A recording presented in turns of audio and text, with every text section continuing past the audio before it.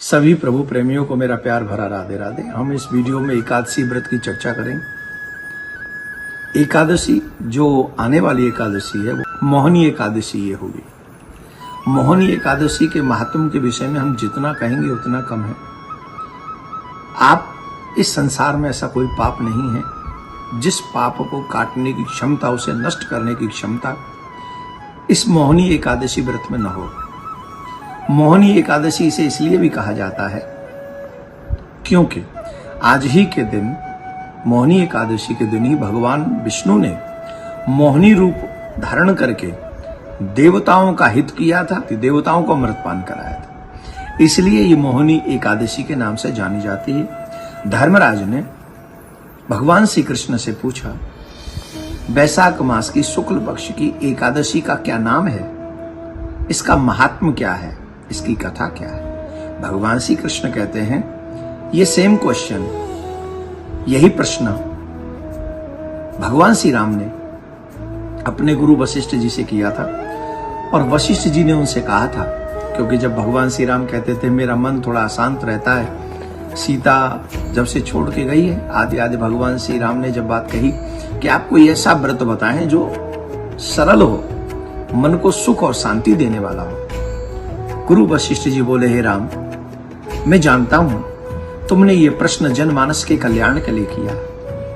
तुम्हारा तो नाम लेते ही जीव की मनुष्य को जो है, जीव को, मनुष्य को अद्भुत शांति मिलती है। सिर्फ नाम जपने से, राम एक बार कोई कहे तो उसे शांति मिलती है। तो भला तुम्हें कौन सी शांति की आवश्यकता है, परंतु अपने चरित्र से, अपनी वाणी से तुम जनमानस को एक सुंदर मार्ग दिखाना चाहते हो, इसलिए तुमने ये प्रश्न किया है जनमानस के कल्याण के लिए। हे राम,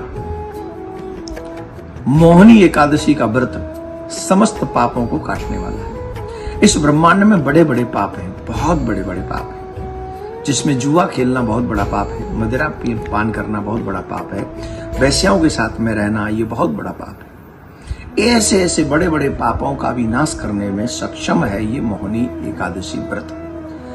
पूर्व काल में एक राजा के राज्य में एक वैश्य रहा करता था, और वो जो वैश्य था उसके 5 पुत्र थे। जो सबसे छोटा पुत्र था, बड़ा, उसका नाम ही था भ्रष्ट बुद्धि।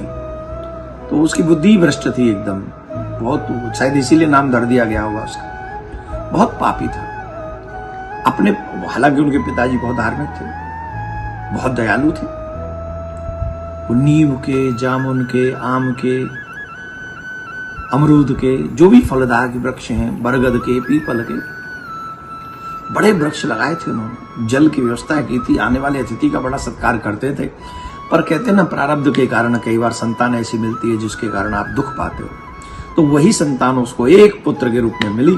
तो उस पुत्र ने सारा उलट पुलट कर दिया भैया, बहुत विचित्र कर दिया उसने। तो इतना उलट पुलट कर दिया कि वो मदिरा पान करता, जुआ खेलता और ऐसे बुरे लोगों के संग में घूमता रहता, और उसने सब मतलब नष्ट कर दिया। पिता ने दुखी होकर घर से निकाल दिया। अब कथा तो बहुत बड़ी है, वो इतनी विस्तार से कहूंगा तो तुम लोगों पे टाइम नहीं है, तुम लोग भी तो शॉर्टकट ही चाहते हो। इसलिए भैया शॉर्टकट में यह है कि वो घर से जब निकाल दिया तो चोरी करता हुआ पकड़ लिया गया, और पकड़ा गया। राजा ने उसे दंड दिया और जेल में रखा, और फिर उसके बाद में भगा दिया कि आज के बाद तू इस नगर में मत आएगा। अब तो मांस खाने लगा, तो नगर के बाहर चला गया, जंगल में रहता, जानवर मारता, मांस खाता, और पाप बढ़ते गए बढ़ते गए। एक दिन एक संत स्नान करके आ रहे थे, और वो स्नान करके आ रहे थे, ये कहीं मार्ग में पड़ा हुआ था। उनके वस्त्रों से जो जल छिड़क गया वो उसके ऊपर गिर गया, जिससे उसके सद्बुद्धि जागृत हो गई। देखो संतों का सानिध्य कितना श्रेष्ठ है। वो उनके वस्त्रों के जल से उसमें शुद्धि हो गई विचारों में। इसलिए अच्छे लोगों का संग करो। तो उन्होंने कहा, प्रभु मैं बहुत पापी हूं, मैं बड़ा दुष्ट हूं, मैं क्या करूं। तो संत ने कहा, बेटा वैशाख मास की शुक्ल पक्ष की एकादशी, जो मोहिनी एकादशी, उस दिन व्रत करो, तुम्हारे सब पाप नष्ट हो जाए। तो महाराज उसने वो व्रत किया, और उसका जो है कुछ अंतिम समय आया, और वो भगवान नारायण जैसा स्वरूप धारण करके भगवान के धाम चला गया। ऐसा है ये मोहिनी एकादशी व्रत का फल। तो हम आपसे निवेदन करेंगे, भगवान श्री राम से कहा मोहिनी एकादशी का व्रत भगवान श्री कृष्ण ने धर्मराज से कहा मौनी एकादशी का व्रत रखो, और फिर हम आपको कहते हैं मौनी एकादशी का व्रत करो।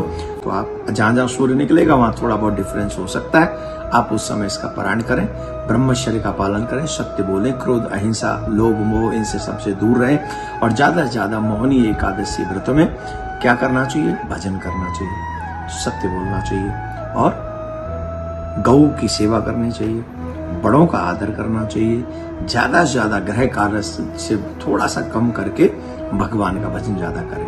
तो आप सबके लिए मोहनी एकादशी व्रत मंगलमय हो। प्रियाकांत जो आप सबके ऊपर कृपा बनाए, आप ऐसे ही व्रत करते रहें। राधे राधे। मंगलमय हो आप सभी के लिए ये दिन भी, ये समय भी, और ये साल भी। बेटा हो या बेटी, 2 दिन भूखा रखो, दोनों एकादशी के दिन उसे अन्न मत खाने दो। अरे महाराज, नोबेल पुरस्कार मिला है एक साइंटिस्ट को जिसने ये शोध किया है कि जो व्यक्ति महीने में 2 दिन व्रत रखता है, फास्ट करता है, उसे कभी कैंसर नहीं हो सकता। अरे सुनो, अभी नहीं बजेंगी ताली, क्योंकि तुमने सोचा को देसी साइंटिस्ट होगा, विदेशी साइंटिस्ट है वो, और उसे नोबेल पुरस्कार मिला है जिसने ये शोध किया है कि जो 2 दिन व्रत रखेगा, मतलब फास्ट, उसने फास्ट एकादशी नहीं कही, 2 दिन फास्ट, और वो भी उसने चंद्रमा और सूर्य का आंकलन किया कि इतने चंद्रमा जब इस स्थिति में हो और सूर्य जब इस स्थिति में हो, अगर उस 2 दिनों में व्यक्ति फास्ट करे उसे कभी कैंसर नहीं होगा। और संयोग से वो दोनों दिन एकादशी के पड़ते हैं। हमारे ऋषि मुनियों का विज्ञान है ये। आज के वैज्ञानिक तुम्हारी बीमारियों का इलाज का दवा बना रहे हैं, और हमारे ऋषियों के विज्ञान ने ऐसी तैयारी की थी जिससे तुम बीमार ही ना पड़ो। करके देखो एकादशी का व्रत। और मुझे याद नहीं मैं कब से एकादशी का व्रत कर रहा हूं, ठाकुर जी की बड़ी कृपा है मेरे ऊपर, बड़ी कृपा है। और आप सबको प्रेरणा दे रहा हूं, अगर अपने बच्चों का हित चाहते हो तो महीने में 2 दिन उन्हें अन्न मत खिलाओ एकादशी के दिन। एकादशी का व्रत वैष्णवों के लिए बहुत महत्वपूर्ण है। एकादशी का व्रत जो भी मनुष्य करते हैं, नारायण स्वयं उसके ऊपर बड़ी शीघ्रता पूर्वक प्रसन्न होते हैं।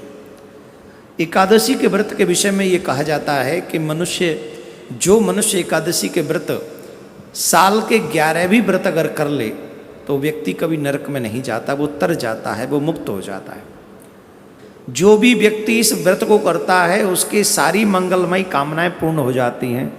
सुहागिनों के लिए एक विशेष बात यह है, जो सुहागिन इस व्रत को करती है, ये भी एक बहुत बड़ी समस्या हमारे समाज में प्रचारित की गई कि सुहागिन स्त्रियों को व्रत नहीं करना चाहिए एकादशी का। कोई कहता है सुहागिन को तुलसी नहीं पहननी चाहिए, कोई कहता है सुहागिन को चंदन नहीं लगाना चाहिए। भगवान जाने कहाँ कहाँ से ऐसे प्रवचन हमको कोई सुनाता है। इस व्रत में कहा गया है जो भी सौभाग्यवती इस व्रत को रखती हैं उनका सौभाग्य अखंड रहता है, उसके सौभाग्य को, उसका सुहाग दीर्घकालीन समय तक चिरजीवी रहता है। इसलिए सौभाग्यवती महिला को ये व्रत अवश्य करना चाहिए। एक और विशेष बात इस व्रत के विषय में हम कह दें और फिर अपनी वाणी को विराम देंगे, और वो विशेष बात यह है, जिन माता बहनों के, भाइयों के बच्चे जिनकी बात न मानते हो, बुरी आदतों से परेशान है अपने बच्चों की, उन माता बहनों को, उन भाइयों को कामदा एकादशी व्रत करते हुए पूजन करते समय भगवान से प्रार्थना करनी चाहिए। जो भी आपकी बच्ची की शिकायत है वो भगवान के चरणों में प्रकट करनी चाहिए। तो अगर आप ऐसी प्रार्थना भगवान से करेंगे तो जिन बच्चों में बुरी आदत है वो धीरे धीरे करके उन बुरी आदतों को त्याग देंगे और वो वैसे ही करने लगेंगे जैसा आप चाहते हैं। भगवान अपने इष्ट की पूजा करें, संयम रखें, झूठ न बोलें। इस दिन ध्यान रखें, झूठ न बोलें, क्रोध न करें, ब्रह्मचर्य का पालन करें। सुबह सूर्य उदय होने से पहले आप उठ जाएं। दोपहर में आप विश्राम न करें, अन्न ग्रहण न करें, चावल बिल्कुल भी ग्रहण न करें, और क्या नहीं करें, बस इतना ही कर लेना, इतने में मिल जाएगा फल एकादशी का। आप भी सुने, औरों को भी सुनाएं। आप सबका मंगलमय, भगवान आपका मंगल करे। राधे राधे।